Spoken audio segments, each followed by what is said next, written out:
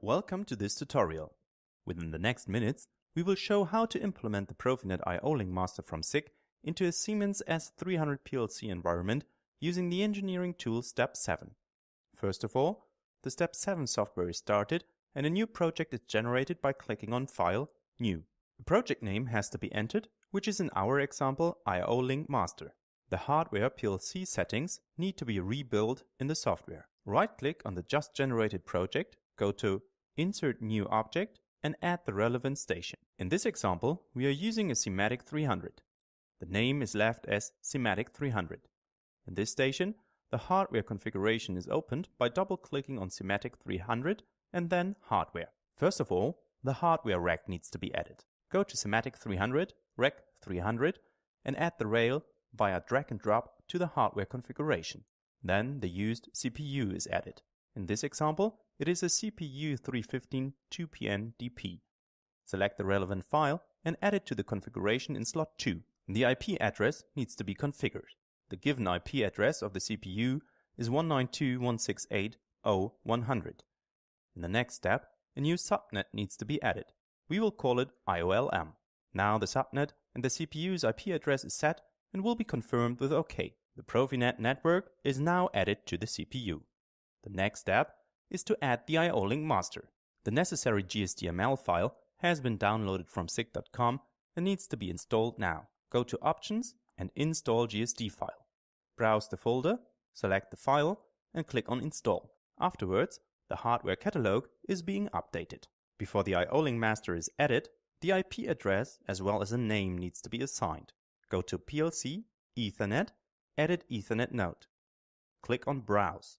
In the network, the CPU and the Profinet I/O link master is visible. Select the I/O link master, edit the IP address, which is in the IP address range of the CPU. In this example, it is the 192.168.0.106. Click on Assign IP configuration. Also a name is required. Select a name. In this example, it is SIGPN and click on Assign Name. Go to the hardware catalog, open Profinet I/O, additional field devices, I/O, SIG, IOL, and add the I/O link master via drag and drop to the network.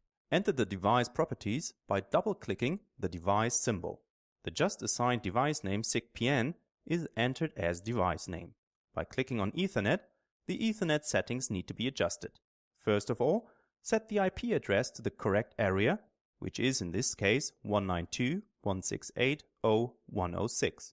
Confirm everything with OK. In slot 1, the name has to be adjusted as well. Double-click the slot and change the name to SIGPN.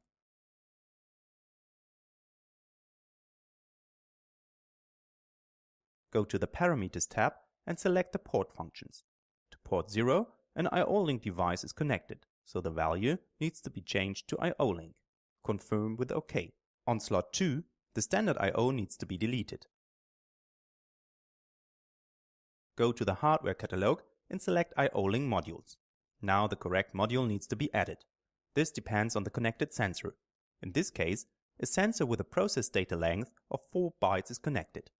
This information can be found in the I/O link manual of the sensor. Add this module via drag and drop to slot 2.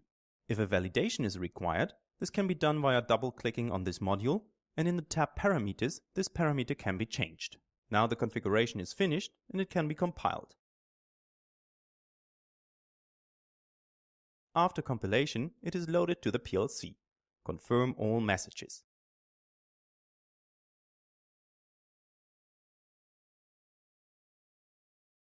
If the mode is now changed to online, the online view confirms that the configuration was OK and no errors occurred. An error would be shown as a strike-through object, for example.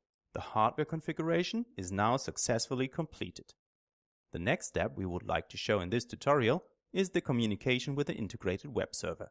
Just enter the IP address that has been assigned to the I/O link master into your browser and you will enter the integrated web server. Make sure the proxy server has been deactivated when using this feature. The device can be diagnosed from here as well. The diagnostic module view shows the current status of the module. The picture represents the actual status of the module itself. Here, connections and errors are displayed. To access process data, the Diagnostic Process tab has to be opened. The connected device is displayed. As soon as the process data change, the web server visualizes these changes immediately. By clicking on Device Properties, service data of the IO-Link device can be read or written. As an example, the standard index 16 is displayed.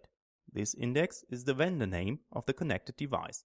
By read index 16 and subindex 0, the IO-Link master reads the data and visualizes it as an ASCII-based hex stream. In this case, the displayed name is SIG AG.